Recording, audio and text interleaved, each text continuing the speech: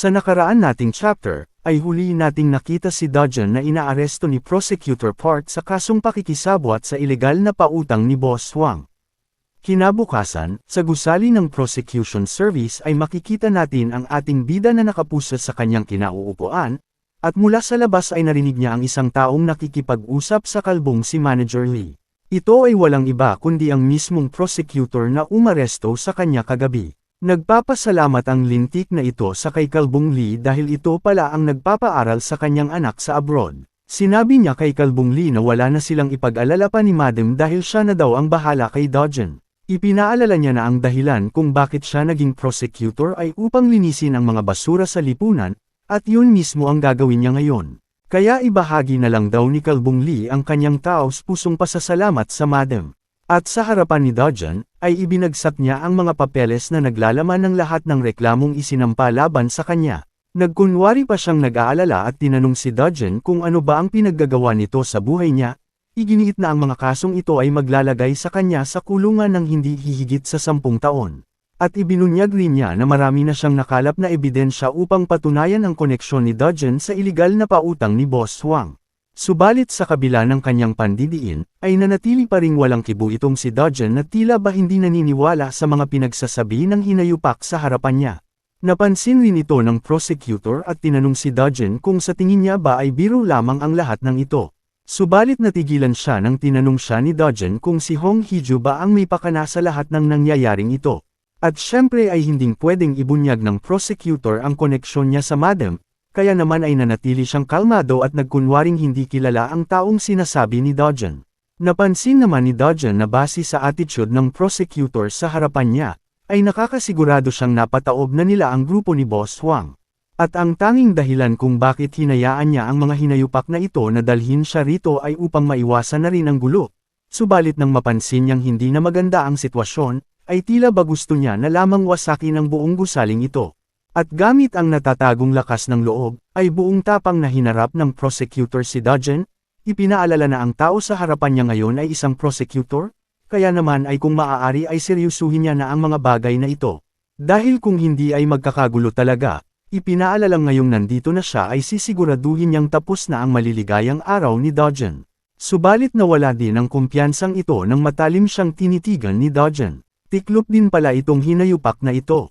Subalit dahil siya ay isang mapagmataas na tao, ay syempre ay hindi niya pwedeng hayaan ang sarili na mapahiya laban sa isang binata na walang kalaban-laban. Kaya naman ay minura niya si Dodgen at naghandang atakihin ang ating bida, subalit napatigil siya nang bigla na lamang bumukas ang pintuan. Isang lalaki ang balisang tinawag si Prosecutor Park at sinabihang lumabas na muna dahil mayroon siyang ipapakita. At sa labas ay halos mapasigaw siya sa gulat. Hindi siya makapaniwala at tinanong pa ang lalaki na baka siguro ay may problema sa kagamitan. Subalit nilinaw ng lalaki na wala naman daw problema at makailang beses pa nga daw niya itong inulit pero wala talaga siyang nakitang problema. Ang bagay na ipinagtataka ni Prosecutor Park ay kung paanong lumalabas sa isang pagsusulit ng hero detector na si Dodgen ay isa lamang palang ordinaryong sibilyan. At ang lalaking kausap niya ay hindi rin sigurado sa naging resulta, at sa opinyon niya ay baka peke ang impormasyon na nagkaroon ng awakening ang ating bida. Subalit alam ni Prosecutor Park na imposibleng magkamali ang impormasyong ibinigay mismo ng Madam. At ang pinagtataka niya pa ay kung paanong alam ni Dodgen ang patungkol sa pagkakakilanlan ni Hong Hee-ju. At mukhang hindi pa pala alam ng prosecutor na ito na si Dodgen ay anak-anakan ni Hong Hee-ju, napakabobo talaga. Balik naman tayo sa ating bida na matapos ang maikling usapan sa prosecutor, ay naiintindihan na kung bakit tinatawag na mga aso ang mga prosecutor sa Korea. Para sa kanya ay wala talagang mga kwenta ang mga ito, kaya napatanong siya sa sarili na wasakin niya na lang kaya ang buong lugar na ito, tutal wala din namang mga kakwenta-kwenta ang mga tao dito. At pagkatapos ay ililipat niya na lamang si Lola at si Little Yunyong sa isang mas ligtas na lugar. Subalit naputol ang kanyang madilim na plano nang biglang pumasok si Juyon sa interrogation room na nagtataka kung ano ang ginagawa ni Dodgen dito.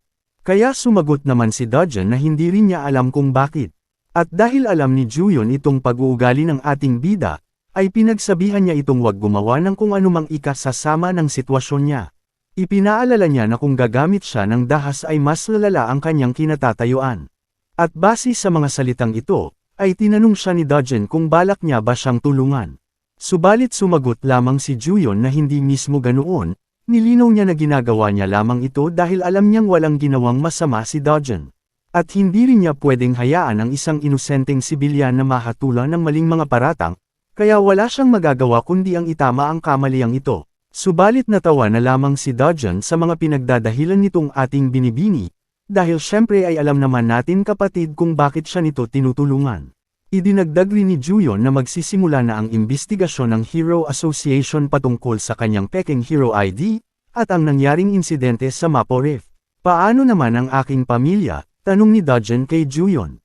Subalit tila ba nainis lamang si Juyon at nilinaw kay Dojin na hindi siya ang kanyang sekretarya, kaya naman ay bakit siya ang tinatanong ni Dojin patungkol sa sarili niyang pamilya.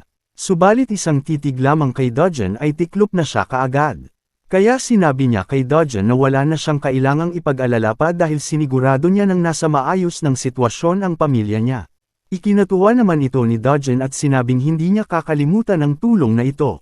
At ito namang ating binibini ay hindi napigilan ang kanyang sarili na mamula, at pautal niya pang sinabi na magtiis muna daw ng kaunti si Dojin dahil siya na daw ang bahala sa lahat. Sana all na lang sa inyong dalawa. At yun na nga, matapos ang ilang sandali ay natapos na din ang lahat. Nalaman din natin na ang ginawa ni Juyon ay hindi lang pala isang simpleng pagpapatunay sa pagka-inosente ni Dojin. Sa halip ay ibinunyag niya rin ang korupsyong itinatago ni Prosecutor Park, ang kanyang mga ilegal na pagtanggap ng suhol at mga ilegal na dealings. Ang lahat ng ito ay nagresulta sa kanyang madaliang dismissal mula sa Prosecution Service ng Korea. Subalit kahit napatunayan na ang pagka-inosente ng ating bida, ay hindi niya pa rin maiiwasan ang parusang ipinataw sa kanya dahil sa kanyang peking Hero ID. Subalit dahil sa ating magandang binibini, ay ibinaba na lamang ang parusa ni Dojin sa isang probation. At mula naman sa radyo, ay maririnig ang ulat patungkol sa makabagong uri ng halimaw na lumitaw sa England at walang habas na inaatake ang mga sibilyan. Inilarawan ng reporter ang halimaw na ito na kamukha daw ng isang praying mantis, subalit nasa 1.5 ang laki ng katawan, mayroon din itong 4 na mata at isang napakalakas na jumping power. Bigla naman itong nakilala ni Dojin bilang isang mech-Asian, na siya namang umagaw ng atensyon ni Juyon. Lubha siyang naguguluhan kung paanong nakilala ni Dojin ang halimaw, lalo na't bagong diskobre pa lamang ito at tanging ang Hero Association lamang ang siyang dapat nakakaalam ng impormasyon patungkol sa pagkakakilanlan ng halimaw na ito. At kung nagtataka ka kung paanong pareho ang pangalan na alam ni Dojin at ng Hero Association, ay ito ang dahilan. Ipinaliwanag ng ating bida na ang mga halimaw daw ay hindi lang basta-basta binibigyan ng pangalan. Sa halip ay nakukuha ang lahat ng impormasyong ito mula sa Magic Stone na nakukuha sa mismong katawan ng halimaw. Ang mga Magic Stone na ito ay hindi lang naglalaman ng kakaibang uri ng enerhiya, subalit naglalaman din ito ng mga unique information patungkol sa pagkakakilanlan ng halimaw. At sa pag-analyze ng impormasyong ito, ay posibleng malaman ang iba't ibang uri ng detalye patungkol sa halimaw katulad ng pangalan nito.